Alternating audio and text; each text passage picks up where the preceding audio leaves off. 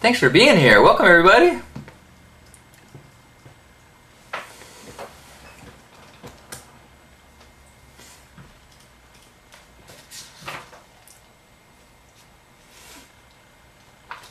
I'm not sure if I went too far into the wacky zone at some of the things I mentioned today. If you have a challenge or want to take issue with something I said, I'm absolutely open to hearing it.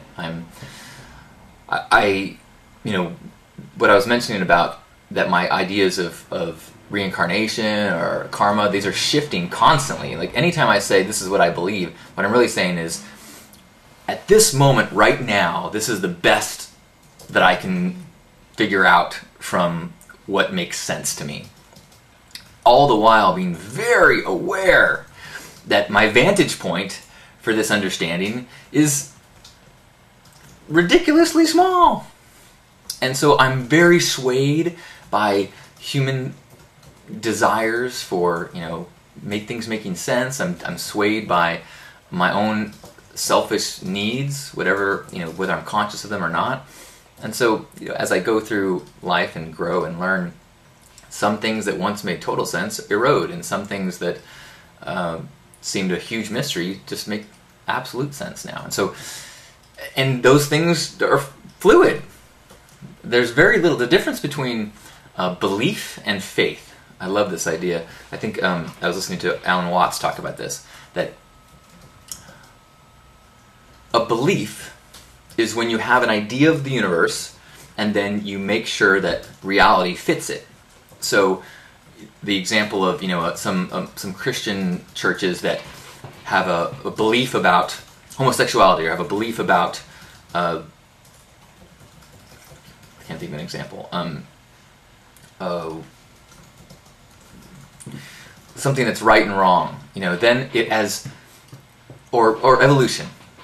So then the belief guides reality. If you discover things that are at odds with a belief, those things are wrong.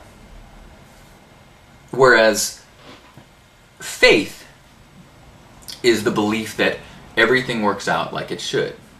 And so as you learn things that are at odds with your previous beliefs, you shift it, because faith is the understanding that as truth uncovers, you are appreciative of it, because that is the way, that is the right, that is truth. And so as truth is uncovered, you're grateful. The Dalai Lama said, if science shows that certain elements of Buddhism are wrong, then we'll change Buddhism.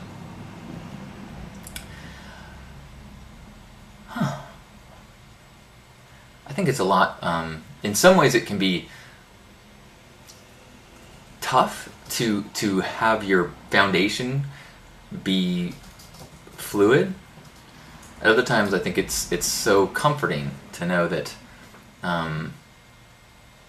there's few absolutes.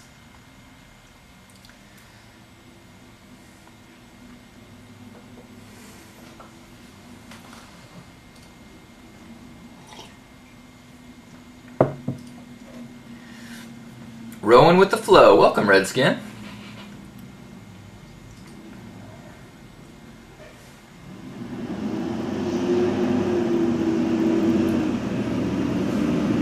Gypsy's not quite sold on karma. It wasn't until I just was reading or listening to Dick Sutphin that I realized how much it did resonate with me from that lessons state, not from a punishment state, not from what goes around comes around, not from you reap what you sow, but from you're out of alignment here. You recognize that on some self, so you are going to create a situation that allows you to learn that.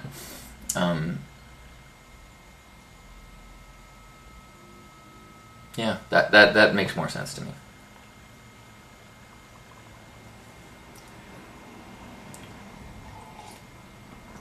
Gypsy saying that, my impression is the opposite about faith and belief. And she said that I guess that's just semantics. And what kind of made me think about this a lot is I wrote something in the last page of my book is I believe. And it goes through all these ideas that resonate with me. And in fact, maybe I'll read it. What's that you say? Looking for holiday shopping ideas?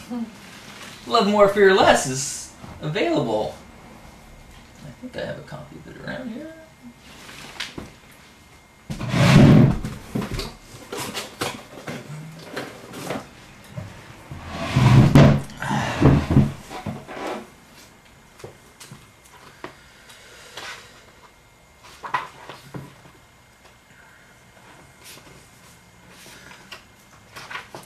Oh, it's this long one. All right, well, I'll read it anyways. And it was, so I wrote this thing, I believe, and it was this bunch of statements, I believe, and a number of people challenged that because of this semantics differentiation of what belief is. That belief is rigid to many people, and whereas I know, I guess that's what the opposite of believe. I don't know. It's a tough, I don't know what the right answer is. And it's so awkward to say, my understanding of things at this moment in time, which could change any time, is... Sutphen, yes, that is a... S-U-T-P-H-E-N.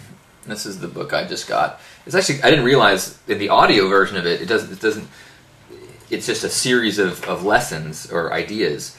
But this one, it's set up so that you ask a question, flip to a page, and then read the answer that's supposed to kind of little... That's why it's called The Oracle Within. But I liked it as well as a 125 spiritual, deep spiritual truths or whatever they called it.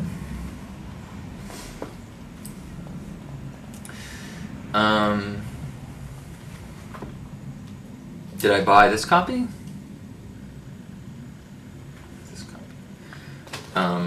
Okay, let me try. Richard or Dick Sutphen?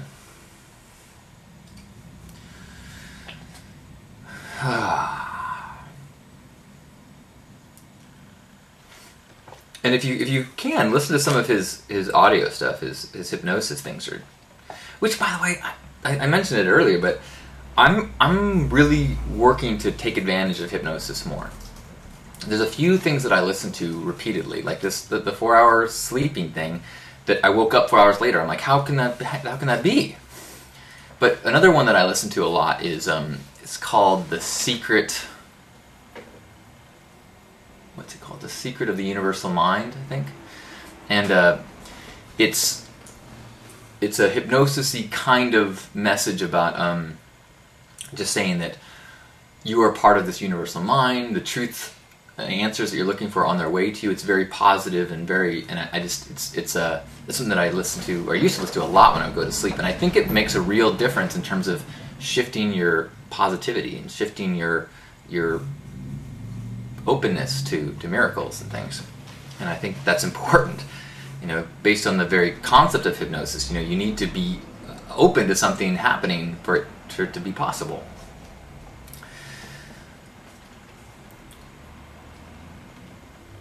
When I woke up 4 hours later and the sleeping, I felt fine. I mean, I woke up rested. I think I probably went back to sleep, but I was more shocked that I woke up.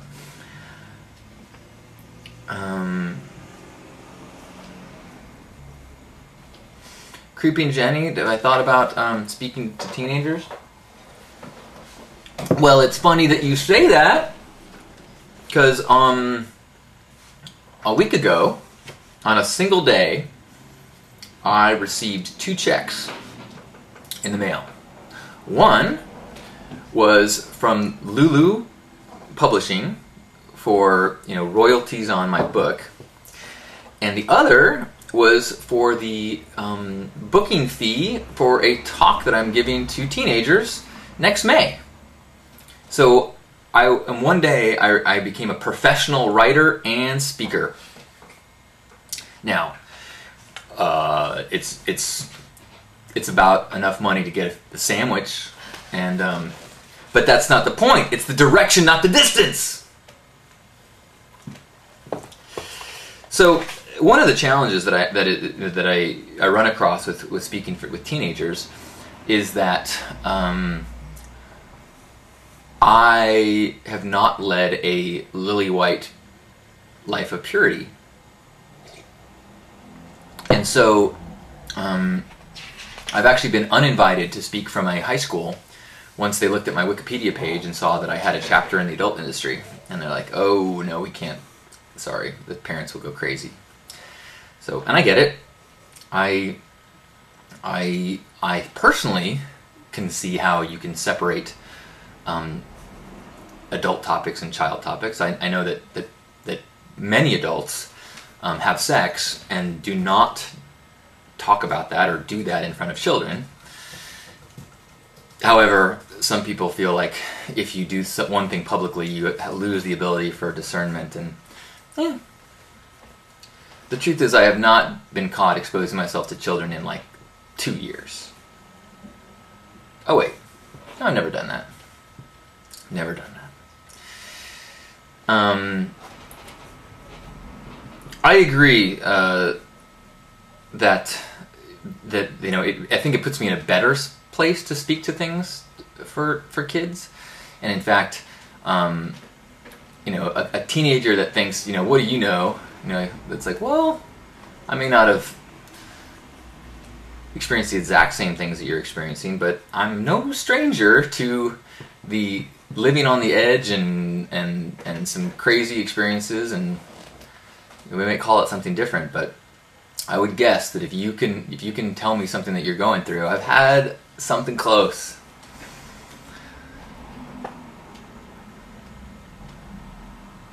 Should we forget the I believe thing? Okay, we're reading now. I believe that heaven is available in every moment. I believe that the infinite now is waiting for us like a surprise party crowd, crouched and eager for our arrival. I believe there is only one instance, a timeless, spaceless Mobius strip event of unfolding. I believe human consciousness is witness to but a tiny speck on that Mobius strip of the cosmos. I believe that human perception can absorb only a tiny fraction of the vibrations that make up the universe. I believe that the gift of that minute range of vibrations during that teeny speck of time is still infinitely more than we could ever hope to comprehend or appreciate. I believe that being conscious to witness any of it is a gift beyond measure. I believe that awe is more important than understanding. I believe that in birth we awaken into a finite consciousness, and in death we rejoin the infinite consciousness. That's enough for now.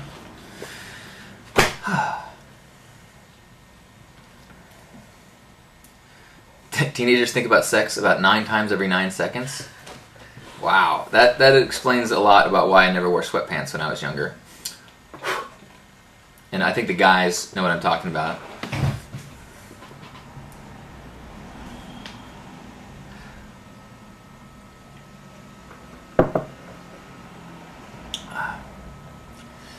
Actually, Dennis, it's true. If you keep the condoms away from teenagers, they will be abstinent. Abstinent? Abstinence?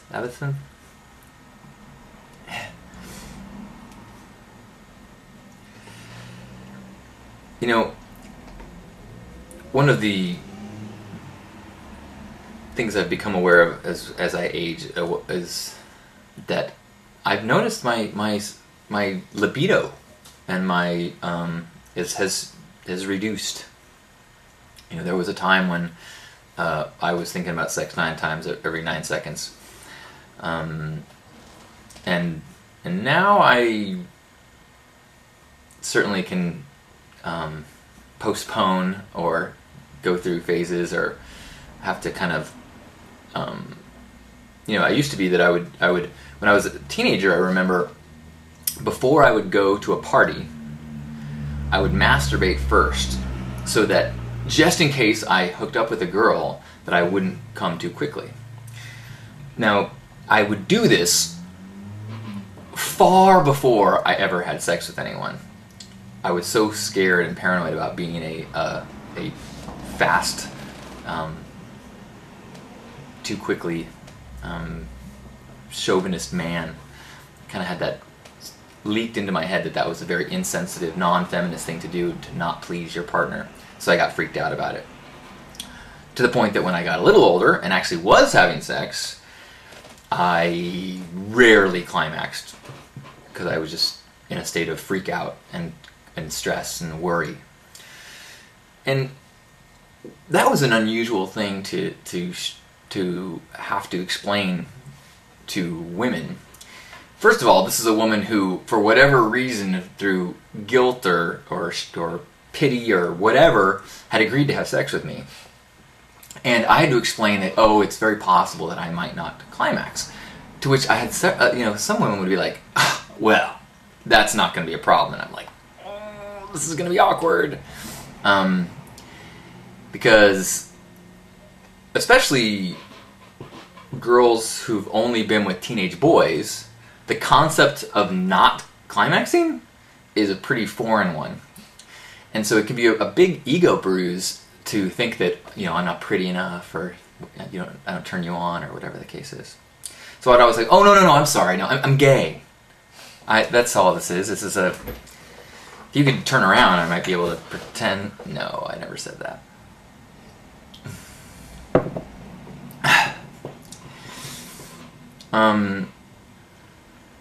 Why did I start talking about that?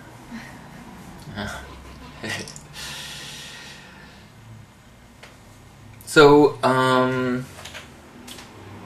tonight we are going to, or happy hour, we're going to talk about the question of the day, which there's still plenty of time to answer for it. It is, have you ever experienced karma or witnessed karma in effect?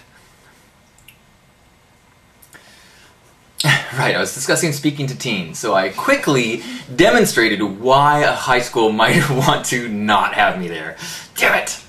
So much for making a case for myself.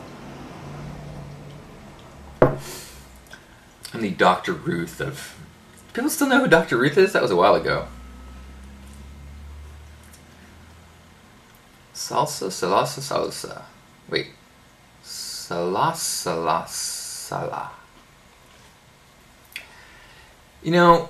The problem with a pink beard or pink facial hair in general is that it looks weird. Don't think I haven't tried. I have had pink pubes. Again, another reason to invite me to your high school. And that's weird too, but pink facial hair is, especially because, like, if you notice right now, you might notice my hair is kind of pink, or exceptionally pink. I actually prefer it when it has a little bit of roots there, because when pink directly against the skin, my skin is kind of pinkish reddish and my hair is pinkish reddish, so there's not enough contrast. This is me being nitpicky. So with a beard, there's not enough growth for there to be the roots, so it's just the pink on pink skin is just doesn't work for me, and I'm holding to that. So the petition for the pink beard is just not on the table any longer. Like, pink hair doesn't look weird to me. What? Right, it could work with Dennis's beard.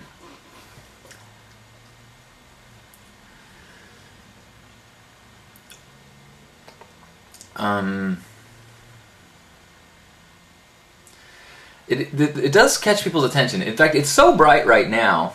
Yesterday I was at a stop sign or stoplight, and the car next to me had their windows down, and I hear, "Whoa!" And I turn over, and the guy's like, "Dude, nice work. That is bright. That is wow." And I'm just like, and then I was so excited that I got recognized by my hair that I slammed into the car in front of me.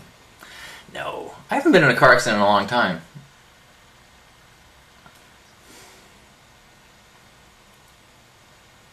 Your beard grows fast? Yeah, I've seen your testosterone production in the flesh. I do not grow a very solid beard. One of the reasons why I have not embraced the Movember is because I am testosterone challenged in the area of facial hair. Maybe that has something to do with my libido challenges. Maybe I should be getting testosterone supplements of some sort. Or just join a fight club.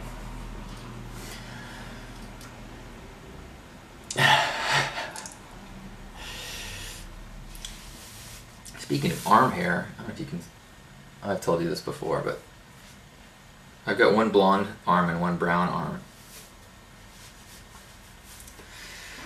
What is the topic today? What happened? It's Arma Karma.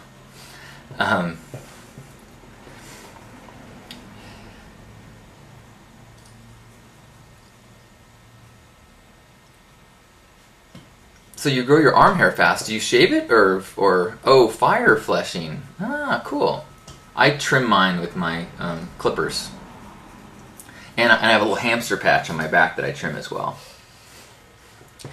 Probably should stop calling it a hamster patch. It loses some of the sexiness. It's my magnum. My brother's participating in a Movember, which is, if you're not familiar, it's you grow a mustache to try to raise awareness for the men's cancers, the testicular and what's the other man organ cancer that happens down there. And so you get into teams and grow mustaches and raise money. So my brother's doing it with a team. Prostate, exactly. Thank you.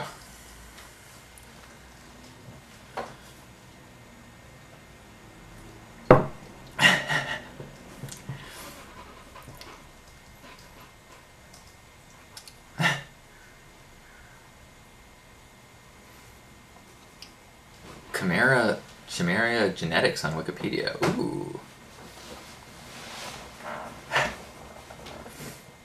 I think that if women should be very appreciative of healthy prostates. We all should be.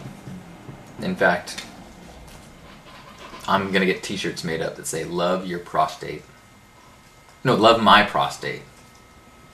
Massage my prostate. Okay, maybe these are not good ideas. This is why high schools don't invite me. Well, that's a good point, Piety, that there's not a lot of areas for women to support. But it's interesting.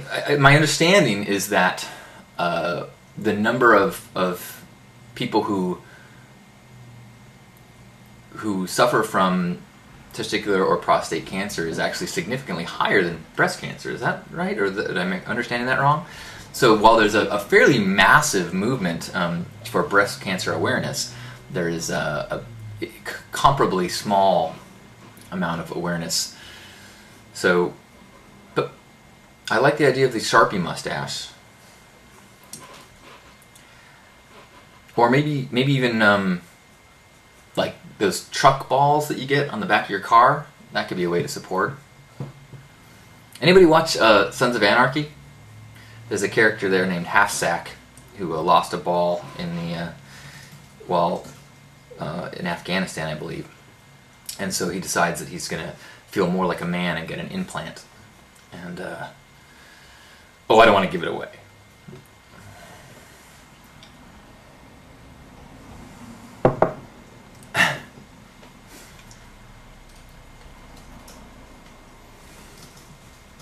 Alisul says, politically charged comment. Most cancer organizations are frauds or give money towards fraudulent research.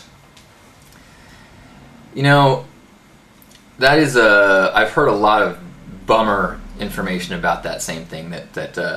Now, however, let me touch on that. And by touch on that, I mean gently massage and look for lumps.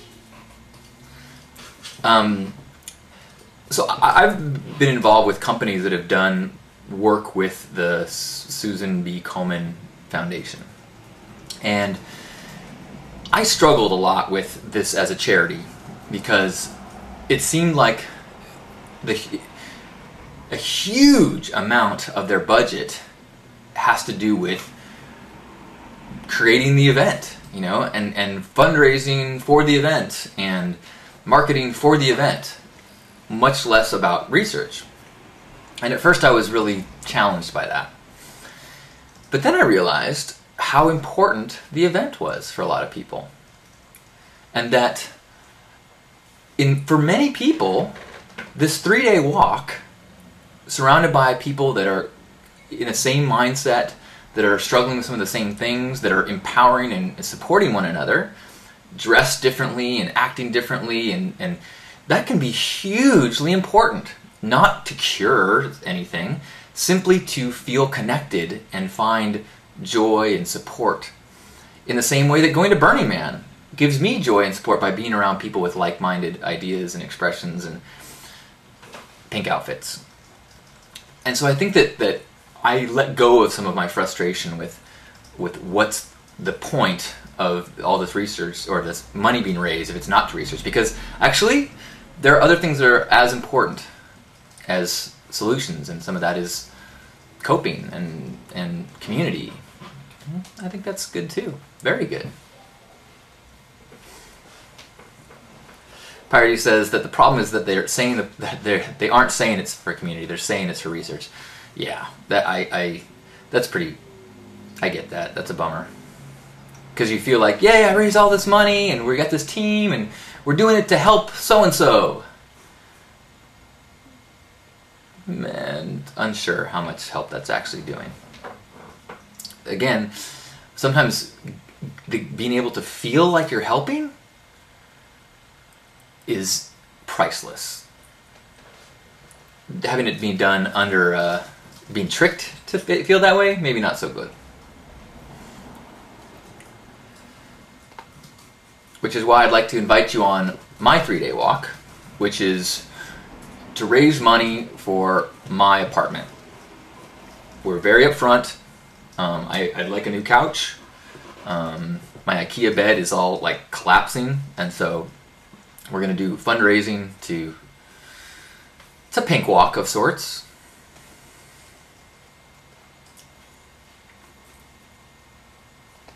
Don't call it a pink walk or you'll be sued by Komen. Good point. Damn you! We're a fuchsia walk. Pink is cancer awareness. Fuchsia is bedroom upgrade. Speaking of charities and stuff, in my TEDx talk, I mentioned some gifts that my grandpa got me, which were gifts for other people. And one of them, or several of them, were from heifer.org. I don't know if you can see that. Heifer.org is an organization that allows you to buy animals for communities that need it. And it makes a big difference in a place where they've got so little. If you give them 2 goats, they've got milk, and they've got the ability to raise more goats. Look at that. There's a family with goats. Yay. So I'm bypassing the middleman, and I'm just going to buy a bunch of goats and travel the world. Let's see, is there airline restrictions? You can bring 2 carry-ons. How many goats do you think I could fit in them? Okay, maybe I'll work with this organization once again. Anyway, I think it's a cool idea. I was thinking about maybe doing that again and gifting on behalf of people. I was actually thinking of maybe we could even try to do a little fund or something and try to see how many goats we could get as a group.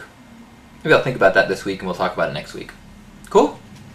Or if you have suggestions, that would be welcome as well.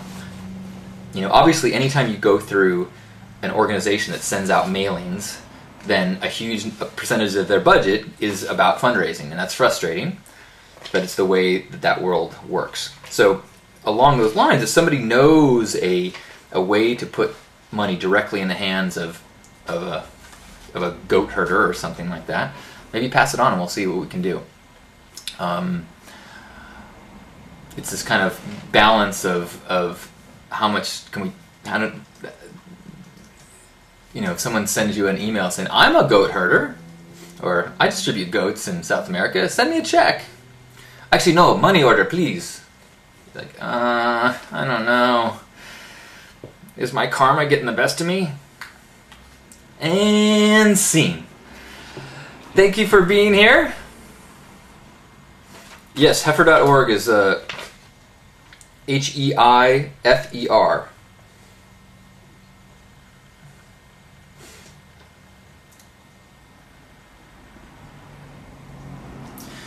That's interesting. And after World War II, we sent heifers to devastated European communities to help them rebuild their lives and their livelihoods. Here's a mother in Poland gives her daughters fresh milk. In 1951, with the Korean War still raging, heifers sent 3 plane loads of hatching eggs to Korea. Heifer's first egg lift. After more than 2 decades of genocide and civil war, Heifer is helping families in Cambodia by providing peaceful alternatives to lives of violence. Devastated by genocide, Rwanda has begun its long road to recovery thanks to the cows of peace that supporters like you have provided. Pass-ons between Hutus and Tutsis are now common, and a shining example of how gifts to Heifer can lead to peace. Look at that. I don't know if you've ever seen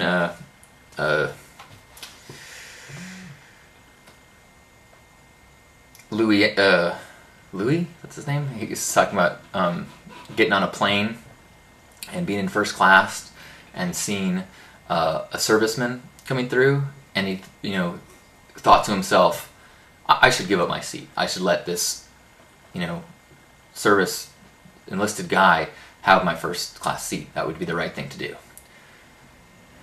He goes, I didn't do it, but just thinking about it made me feel better than I felt in a long time.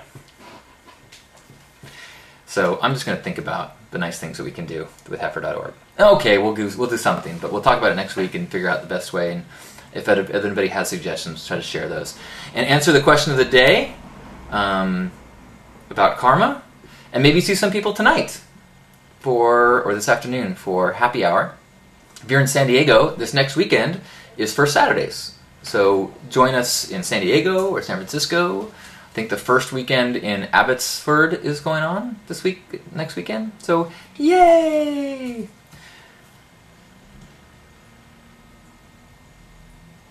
Louis C.K., that's the full name. Sorry, I just was drawing a blank.